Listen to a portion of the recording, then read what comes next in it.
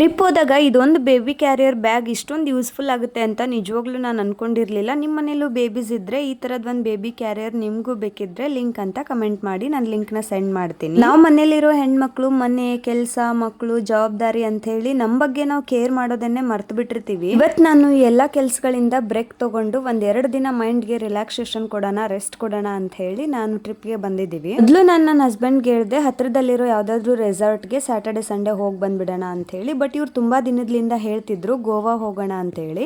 ಅದಕ್ಕೆ ಸೀದಾ plan ಗೋವಾಗೆ shift ಆಯ್ತು. ಫಸ್ಟ್ ನಾವು ಒಂದು ರೆಸಾರ್ಟ್ ನ ಬುಕ್ ಮಾಡ್ಕೊಂಡಿದ್ವಿ ಆನ್ಲೈನ್ ಇಲ್ಲೇ ಊರಲ್ಲಿ ಇರೋವಾಗ. ಬಟ್ ಅಲ್ಲಿಗೆ ಹೋಗಿ ನೋಡಿದಾಗ ಅದು ಯಾಕೋ ಸರಿ ಅನಿಸ್ಲಿಲ್ಲ. ಯಾಕಂದ್ರೆ ಸ್ವಿಮ್ಮಿಂಗ್ ಪೂಲ್ ತುಂಬಾನೇ ಚಿಕ್ಕದಿತ್ತು. ಮತ್ತೆ ಆ ಸ್ವಿಮ್ಮಿಂಗ್ ಪೂಲ್ ಅಲ್ಲಿ ಚಿಕ್ಕ ಮಕ್ಕಳಿಗೆ ಆಟ ಆಡೋದಕ್ಕೆ ಇರ್ಲಿಲ್ಲ, ದೊಡ್ಡವ್ರಿಗೆ ಇರುತ್ತಲ್ವಾ ಆ ರೀತಿನಲ್ಲಿತ್ತು. ಆಳ ಜಾಸ್ತಿ ಇತ್ತು ಸ್ವಿಮ್ಮಿಂಗ್ ಪೂಲ್ ದ. ಅದಕ್ಕೆ ಅದು ರೂಮ್ ಬೇಡ ಅಂತ ಹೇಳಿ ಅದನ್ನ ಕ್ಯಾನ್ಸಲ್ ಮಾಡಿದ್ವಿ. ನೆಕ್ಸ್ಟ್ ಇನ್ನೊಂದು ಸರ್ಚ್ ಮಾಡಿದ್ರಿ ಇವರು, ಇದು ಚಿಕ್ಕ ಮಕ್ಕಳಿಗೆ ಚೆನ್ನಾಗಿತ್ತು ಅಂತ ಹೇಳಿ ಇಲ್ಲಿ ಕರ್ಕೊಂಡ್ ಬಂದ್ರು. ಆಮೇಲೆ ನಾವು ಸ್ಟೇ ಮಾಡಿದ ರೂಮ್ ಬಗ್ಗೆ ಅಂತೂ ನಿಮ್ಗೆ ಹೇಳಲೇಬೇಕು. ಇದೊಂಥರ ಹೆಂಗಿತ್ತಂದ್ರೆ ಒಂದು ಡಬಲ್ ಬೆಡ್ರೂಮ್ ಹೌಸ್ ಇರುತ್ತಲ್ವಾ ಆ ರೀತಿನಲ್ಲಿ ಇತ್ತು. ಡಬಲ್ ಬೆಡ್ರೂಮ್ ವಿತ್ ಕಿಚನ್, ಆಮೇಲೆ ವಾಷಿಂಗ್ ಮಷಿನ್, ಫ್ರಿಡ್ಜ್ ಎಲ್ಲಾನು ಇದ್ರಲ್ಲಿ ಫೆಸಿಲಿಟಿ ಇತ್ತು. ಅಂದ್ರೆ ಟೋಟಲಿ ಒಂದು ಫ್ಯಾಮಿಲಿಗೆ ಏನೇನ್ ಬೇಕು ಅದೆಲ್ಲ ಇತ್ತು. ಪಾತ್ರೆಗಳು ಕೂಡ ಇತ್ತು ಅಡಿಗೆ ಮಾಡ್ಕೊಳ್ಳೋದಕ್ಕೆ, ಇಂಡಕ್ಷನ್ ಸ್ಟವ್ ಕೂಡ ಇತ್ತು. ಮನೆಯಲ್ಲೂ ಅದೇ ಕೆಲಸ ಮಾಡಿ ಮಾಡಿ ಬೋರ್ ಆಗಿರುತ್ತೆ. ಮತ್ತೆ ಇಲ್ಲಿ ಬಂದು ನಾವೇ ಅಡ್ಗೆ ಮಾಡ್ಬೇಕಾ ಅಂತ ಹೇಳಿ ಹೊರಗಡೆ ಇರೋ ಒಂದು ಅಲ್ಲೇ ಹತ್ರದಲ್ಲಿರೋ ಹೋಟೆಲ್ಗೆ ಹೋಗಿದ್ವಿ. ಇಲ್ಲಿ ಬಂದು ನೋಡಿದ್ಮೇಲೆ ಅಲ್ಲಿ ಜನಸಾಗರ ಹೆಂಗಿತ್ತಂದ್ರೆ ನಮ್ಗೆ ಊಟ ಸಿಗೋದೇ ಡೌಟ್ ಆಗಿತ್ತು. ನಾವು 1 ಗಂಟೆಗೆ ಒಳಗಡೆ ಹೋದ್ರೆ 4 ಗಂಟೆಗೆ ಆಚೆ ಬಂದ್ವಿ, ಅಷ್ಟು ರಶ್ ಇತ್ತು. ಆಮೇಲೆ ಇಲ್ಲಿ ಎಂಟ್ರಿ ನಾವು ಹೋದ ತಕ್ಷಣ ಒಂದು ಬುದ್ಧನ್ ಮೂರ್ತಿ ಇಟ್ಟಿದ್ರು. ಇದನ್ನ ನೋಡಿ ನಾನು ಅನ್ಕೊಂಡೆ ಮೇ ಬಿ ನಾವು ಶಾಂತ ರೀತಿಯಿಂದ ಇರ್ಬೇಕು, ಊಟ ಲೇಟ್ ಆಗಿ ಸಿಗುತ್ತೆ ಅಂತ ಹೇಳಿ. ಮತ್ತೆ ನಾವು ಅಲ್ಲಿಂದ ಊಟ ಮುಗಿಸ್ಕೊಂಡು ರೂಮ್ ಬಂದು ಅಥರ್ವನ್ಗೆ ಒಂದಷ್ಟು ಗಂಜಿನ ಮಾಡಿ ತಿನ್ಸಿದೆ. ಮತ್ತೆ ಸಾಯಂಕಾಲ ನಾವು ಬೀಚ್ ವಾಕ್ ಹೋಗಿದ್ವಿ. ಮಾರ್ಕೆಟ್ ಅಲ್ಲಿ ಹಂಗೆ ನಡ್ಕೊಂಡು ಹೋಗ್ತಾ ಇರ್ಬೇಕಾದ್ರೆ ಇದೆಲ್ಲ ಕಾಣಿಸ್ತಾ ಇತ್ತು. ಬಟ್ ಇದೆಲ್ಲ ತಗೋಬೇಕಂತ ಹೋಗಿ ಪ್ರೈಸ್ ಕೇಳಿದ್ರೆ 1 to 3 ಪ್ರೈಸಸ್ ಹೇಳ್ತಾ ಇದ್ರು. ಅದಕ್ಕೆ ಸುಮ್ನೆ ದೂರಿಂದ ನೋಡ್ಕೊಂಡು ಹಂಗೆ ಬೀಚ್ ಕಡೆ ಬಂದ್ವಿ. ಸ್ವಲ್ಪ ಬೇಗ ಬಂದಿದ್ರೆ ಮಕ್ಕಳಿಗೆಲ್ಲ ಉಸ್ಕಲ್ಲಿ ಆಟ ಆಡಿಸ್ಬೇಕು ಅಂತ ಅನ್ಕೊಂಡಿದ್ವಿ. ಆದ್ರೆ ಲೇಟ್ ಆಗ್ಬಿಡ್ತು ನಾವ್ ಇಲ್ಲಿಗೆ ಬರೋದು. ಅಷ್ಟೊತ್ತಲ್ಲಿ ಆಡ್ಸೋದ್ ಬೇಡ ಅನ್ಕೊಂಡ್ವಿ. ಅಲ್ಲಿ ಲೈಟಿಂಗ್ಸ್ ಎಲ್ಲ ಎಷ್ಟು ಚೆನ್ನಾಗಿ ಹಾಕಿದ್ರು. ಅದಕ್ಕೆ ಒಂದಷ್ಟು ಫೋಟೋಸ್ ಮತ್ತೆ ವಿಡಿಯೋಸ್ ನ ಶೂಟ್ ಮಾಡ್ಕೊಂಡ್ವಿ.